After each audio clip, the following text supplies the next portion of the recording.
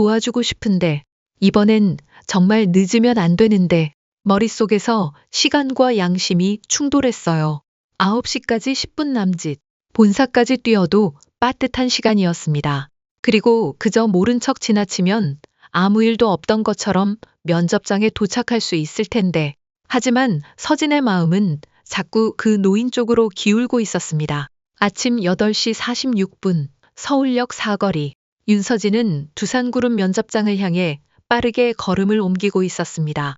가슴은 두근거리고 손에 쥔 서류 가방의 손잡이는 땀으로 미끄러웠죠. 아침부터 지하철이 지연되는 바람에 예상보다 늦게 출발했고 이제 시간은 촉박했습니다.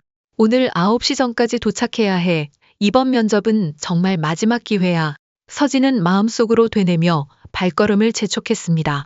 그리고 취업 준비 3년 차, 수십 번의 면접과 탈락 통지를 거치며 이제는 체력도 마음도 지쳐가고 있었어요. 그런데 두산그룹에서 필기시험 성적이 좋게 나와 면접 기회를 얻었고 이번만큼은 꼭 성공해야 한다는 절박함이 온몸을 감싸고 있었습니다.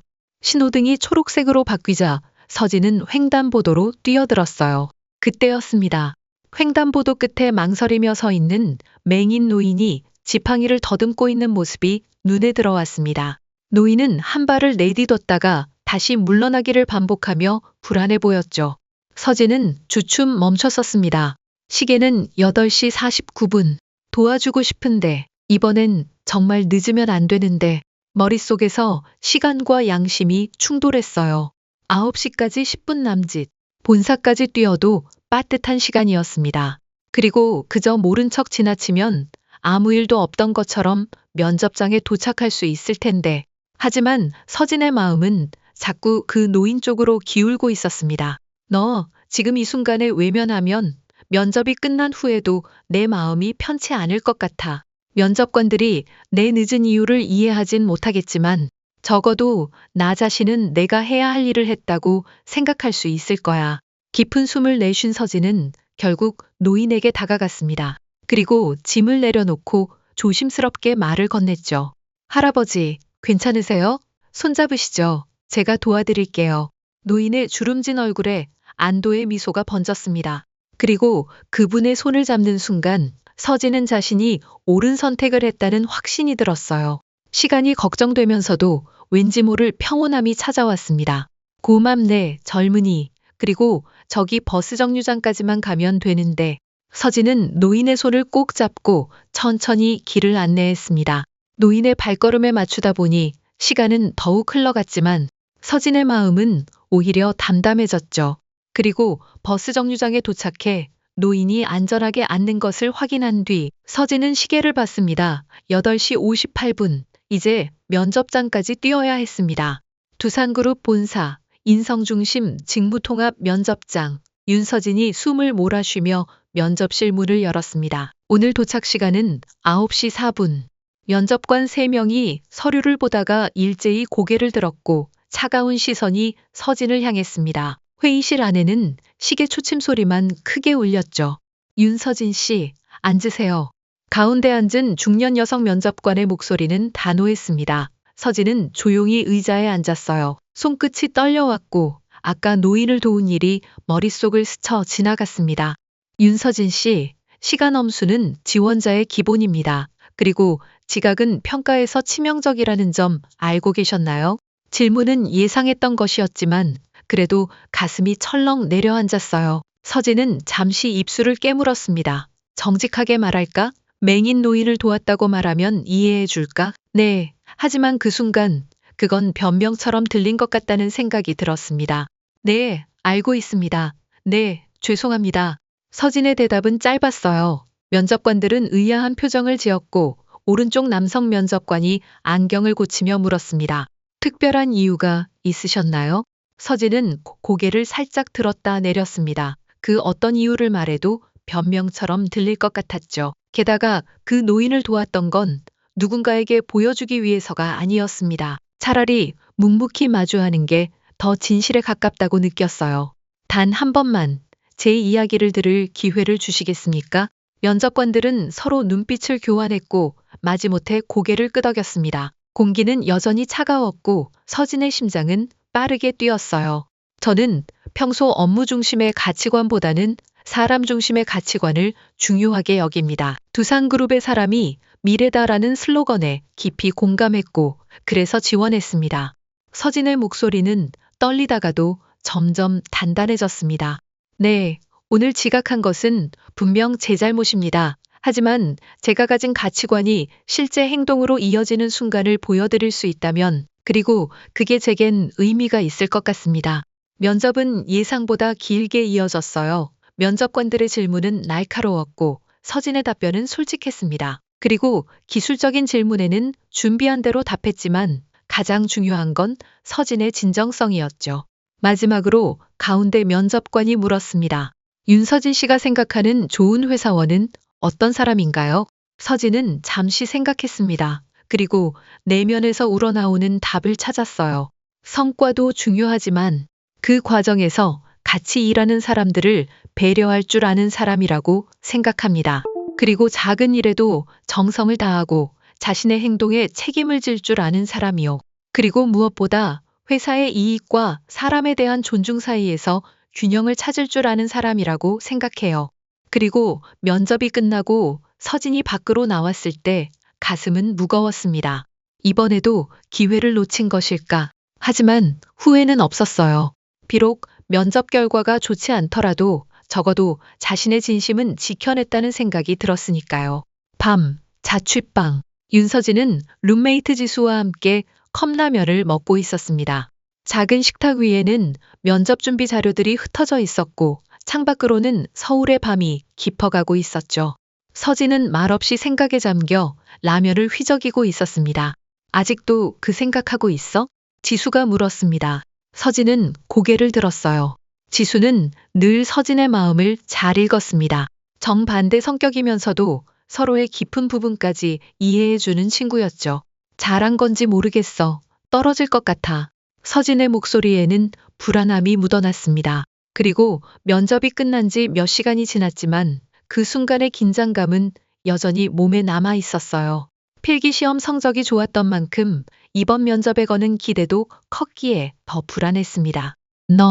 지수가 라면 그릇을 내려놓고 서진의 어깨를 가볍게 두드렸어요. 넌 잘한 거야. 점수로 줄 수 없는 걸 너는 해낸 거잖아. 서진은 미소를 지었습니다.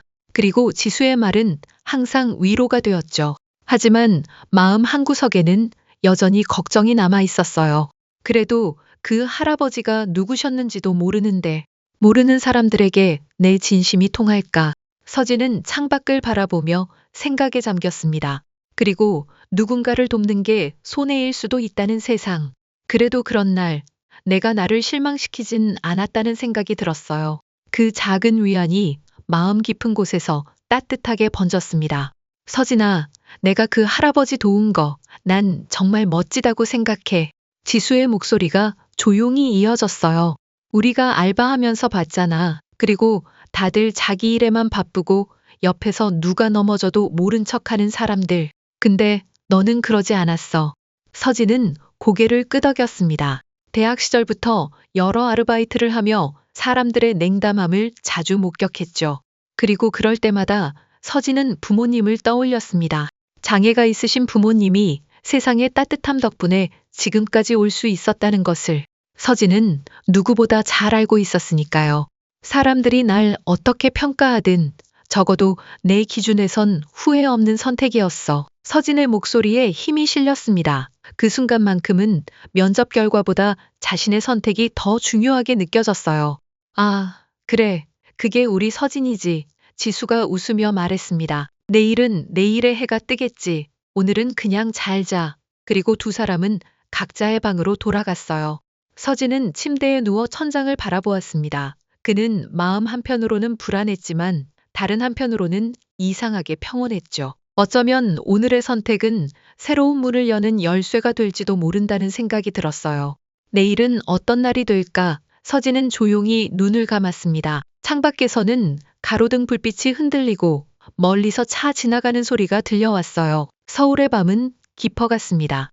그리고 다음 날 아침 두산그룹 사장실, 이정우 대표는 창가에 서서 바쁘게 움직이는 서울 도심을 내려다보고 있었습니다. 오늘도 여러 회의와 결정이 그를 기다리고 있었죠. 그리고 그 중에서도 신입사원 최종 선발은 중요한 안건이었습니다. 두산그룹의 미래를 이끌어갈 인재를 선발하는 일이니까요. 노크 소리가 들리고 인사수석이 서류 몇 장을 들고 들어왔습니다. 대표님, 신입사원 면접 결과 정리했습니다. 그리고 인사수석은 테이블에 서류를 펼쳐놓았어요. 이정우는 자리에 앉아 서류를 살펴보기 시작했습니다. 서류에는 지원자들의 점수와 평가 내용이 꼼꼼히 정리되어 있었죠. 여기 윤서진 지원자 건입니다. 필기수석입니다. 하지만 지각으로 면접 감점 사유에 해당되어 정우는 눈썹을 지켜 올렸습니다. 서진의 필기시험 점수는 당연 최상이었어요. 창의적인 문제 해결 능력과 논리력이 돋보였다는 평가도 있었습니다. 규정상 합격 불가입니다. 다만 점수가 너무 탁월하고 면접 때도 인상적이라 보고드립니다. 그리고 정우는 서류를 넘기며 잠시 생각에 잠겼습니다. 회사에는 분명한 규칙이 있었습니다. 지각은 감점 사유였고 그것만으로도 탈락될 수 있었죠. 하지만 이번 지원자는 다른 부분에서 두드러진 능력을 보였습니다. 그리고 규칙과 융통성 사이에서 정우는 고민했어요. 면접에서는 어땠나요? 지각 이유를 물었나요? 네, 물었습니다. 그런데 특별한 이유를 말하지 않았어요. 그냥 자신의 잘못을 인정하고 기회를 달라고 했습니다. 사실 조금 특이한 케이스였죠. 정우는 고개를 숙였습니다. 오늘은 평소 같았으면 간단히 규정대로 처리했을 텐데 오늘은 왠지 마음이 쉽게 정리되지 않았어요.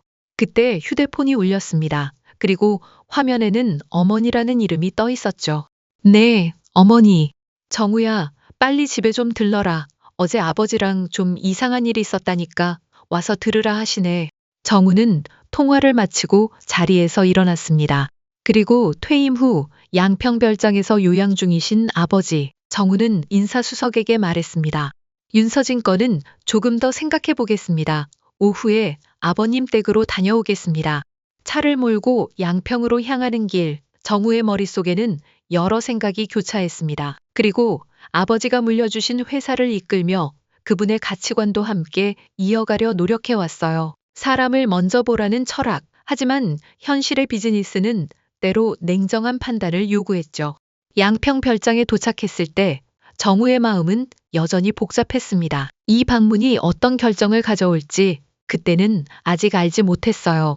거실, 맹인 회장이신 78세 이 회장이 창가에 앉아 있었습니다. 밖에서는 새들이 지저귀고 정원사가 꽃밭을 가꾸는 소리가 들려왔어요. 시력은 잃었지만 이 회장의 감각은 더욱 예민해져 있었습니다. 그리고 발걸음 소리만으로도 누가 오는지 알아차렸죠. 정우구나.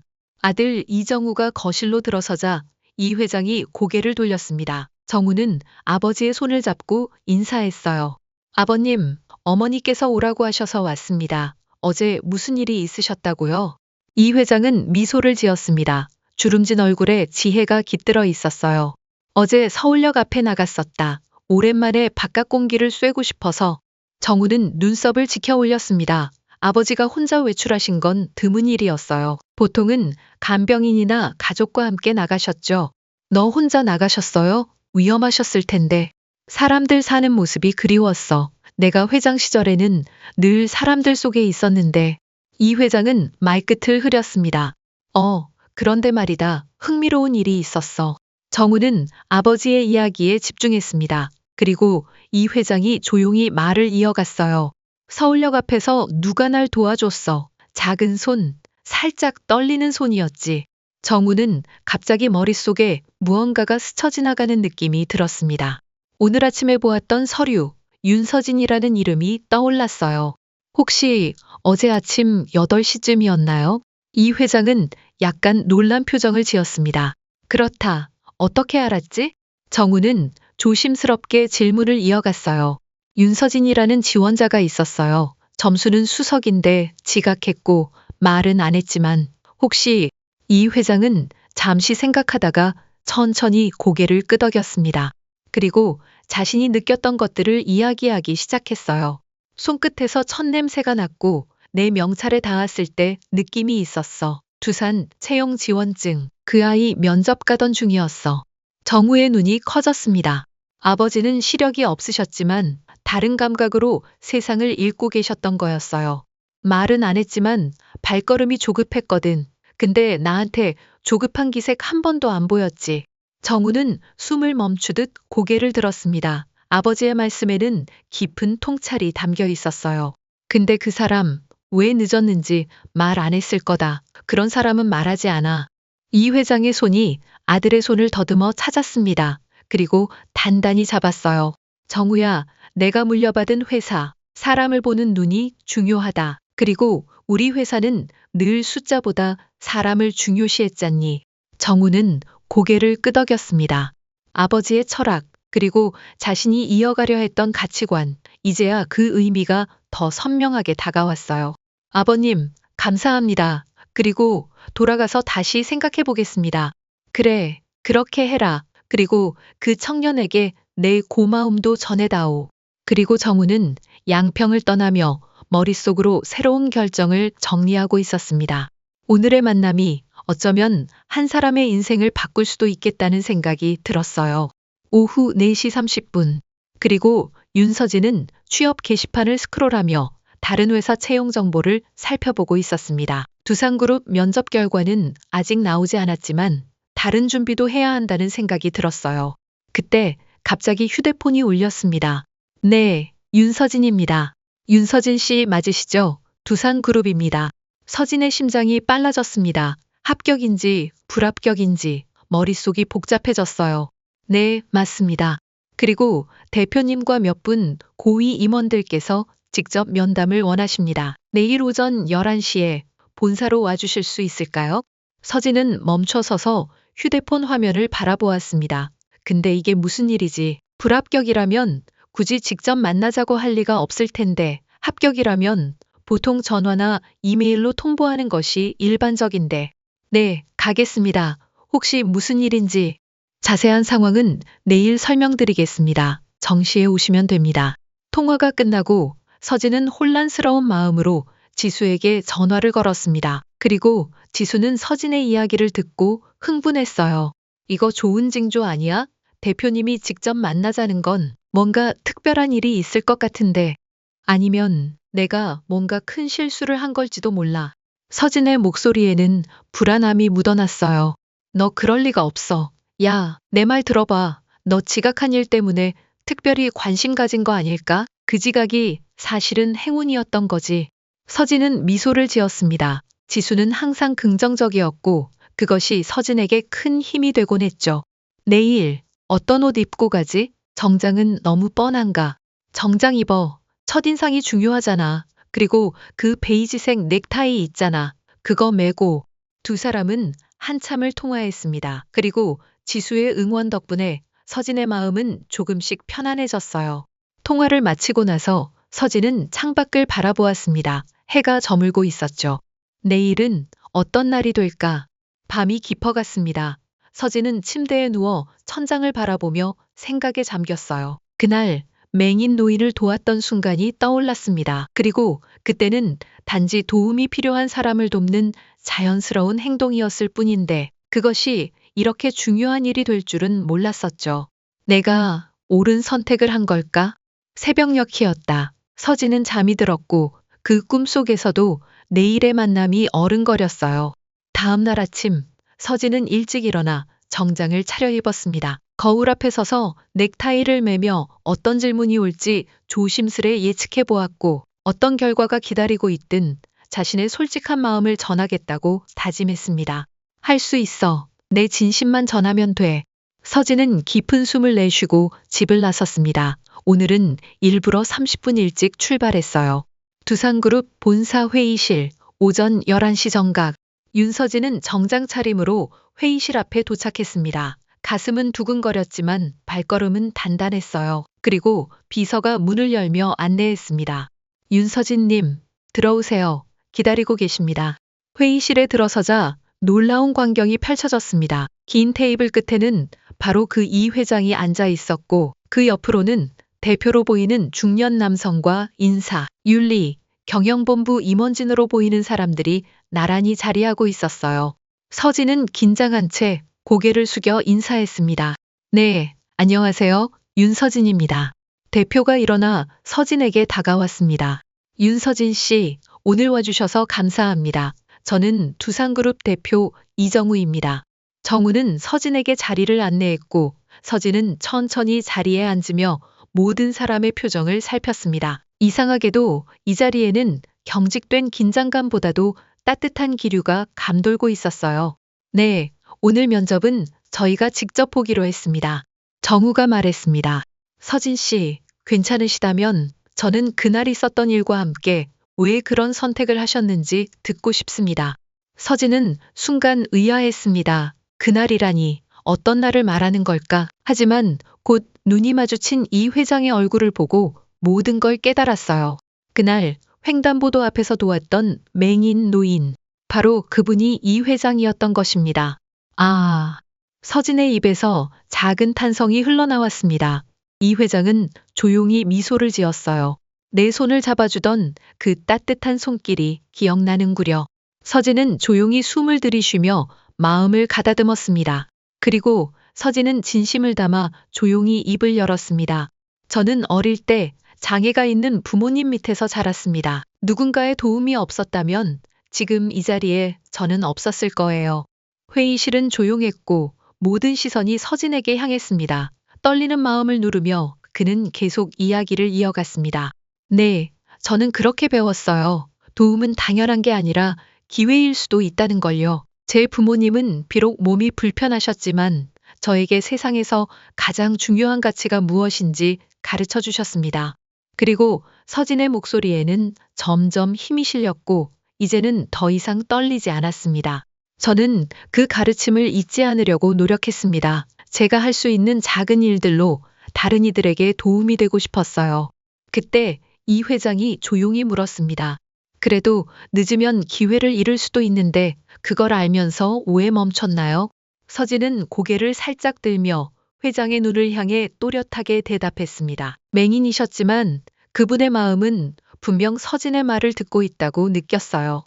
제가 누군가를 도울 수 있는 순간에 외면하면 어떤 자리에 가도 그건 제 자리가 아니라고 생각했어요. 그리고 그렇게 살아간다면 언젠가 제 자신을 미워하게 될 것 같아서요. 회의실 안은 누구도 말을 잇지 못할 만큼 조용했고 서진은 고개를 숙인 채 숨을 고르며 마지막 말을 덧붙였습니다. 지각한 것은 제 잘못입니다. 하지만 그 순간의 선택은 제가 어떤 사람이 되고 싶은지를 보여주는 것이었습니다. 만약 이런 저를 받아들여 주실 수 있다면 두산그룹에서 제 모든 능력을 다해 일하고 싶습니다. 정우가 이 회장을 바라보았고 이 회장은 조용히 미소를 지으며 천천히 고개를 끄덕였습니다. 그리고 정우는 서진을 향해 손을 내밀며 말했습니다. 윤서진 씨, 우리 회사에는 규칙도 중요하지만 그보다 더 중요한 가치가 있습니다. 바로 사람입니다. 3일 후 윤서진은 아침부터 이력서와 제출 서류를 정리하고 있었습니다. 두산그룹에서는 아직 연락이 없었지만 다른 회사 지원을 위해 미리 준비해두는 것이 좋겠다는 생각이 들었고 그날의 면담 이후 서진은 어떻게든 결과를 받아들일 준비를 하고 있었어요. 그때 휴대폰에 문자가 도착했습니다. 윤서진님, 최종 합격을 축하드립니다. 오늘은 윤리경영기획실 가치경영 TF팀으로 정식 발령 예정입니다. 자세한 사항은 이메일로 안내드리겠습니다. 두산그룹 인사팀. 서진은 손에 쥔 휴대폰을 바라보며 멍하니 서 있었습니다. 문자를 3번이나 다시 읽었지만 여전히 믿기지 않았어요. 합격이라고. 그것도 윤리경영기획실.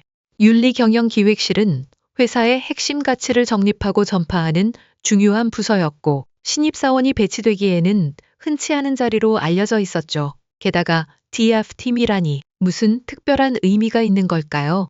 그리고 서진은 떨리는 손으로 지수에게 전화를 걸었습니다. 지수야, 나 합격했어. 전화기 너머로 지수의 환호성이 들려왔고 이어서 내가 뭘 했어 하는 외침도 들렸죠. 너 정말 축하해, 서진아. 너 정말 대단해. 그 맹인 할아버지가 그 회사 전 회장님이었다니 이런 우연이 있을 수가 있어? 서진은 창밖을 바라보았습니다. 오늘따라 하늘이 더 파랗게 느껴졌어요. 그건 우연이 아니라 내가 옳은 선택을 했기 때문인 것 같아. 통화를 마치고 서진은 외출 준비를 했습니다. 마음이 너무 벅차서 집에만 있을 수 없었고 밖에 나가 바람을 쐬며 생각을 정리하고 싶었습니다. 그리고 이제 그는 확신했습니다. 그 자리는 사람을 먼저 보는 곳이었다고. 자신의 선택이 옳았음을, 규칙보다 사람을 우선시하는 가치관이야말로 두산그룹이 진정으로 원하는 인재상이라는 것을요. 거리를 걷던 서진은 문득 건너편 횡단보도 앞에 서 있는 한 노인을 발견했습니다. 노인은 리어카를 끌고 있었고 신호등은 곧 빨간불로 바뀔 듯 했죠. 서진은 주저없이 달려가 그 리어카 뒤를 함께 밀었습니다. 할아버지, 제가 도와드릴게요. 노인은 놀란 표정으로 서진을 바라보다가 이내 고마움이 담긴 미소를 지었습니다. 네, 고맙네 젊은이. 함께 횡단보도를 건너는 동안 서진의 마음속에는 따뜻한 기운이 번졌습니다. 이제 서진은 분명히 알았습니다. 이런 작은 선택들이 모여 인생을 만들어간다는 것을요. 노인과 헤어진 후 서진은 하늘을 올려다보았습니다. 그리고 그날도 지금도 선택은 늘 사람이었으며 그 선택이 서진을 새로운 길로 인도했다는 것을요. 다음 주 월요일 윤서진은 두산그룹의 새 직원 배지를 달고 본사 로비에 섰습니다. 긴장도 있었고 설렘도 있었지만 단 하나 확실한 것이 있었습니다. 어떤 상황에서도 자신이 지켜야 할 가치를 잊지 않겠다는 다짐이었어요. 로비에서 서진을 맞이한 사람은 다름 아닌 이정우 대표였습니다. 그는 서진에게 손을 내밀며 따뜻하게 말했습니다. 윤서진 씨, 우리 회사에 오신 것을 진심으로 환영합니다. 앞으로 당신의 가치관이 우리 회사의 미래를 밝게 비춰줄 거라 믿습니다. 그리고 서진은 단단한 악수로 화답했습니다. 이제 새로운 여정이 시작되는 순간이었어요. 감사합니다. 제가 받은 기회를 헛되이 하지 않겠습니다. 이 이야기는 모두 마무리되었습니다. 윤서진의 작은 선택이 만들어낸 삶의 변화를 담은 이 이야기가 당신의 마음에도 따뜻한 울림을 남겼기를 바랍니다. 구독과 좋아요를 눌러주시면 매일 감동적인 사연을 만나보실 수 있습니다. 감사합니다. 안녕히 계세요.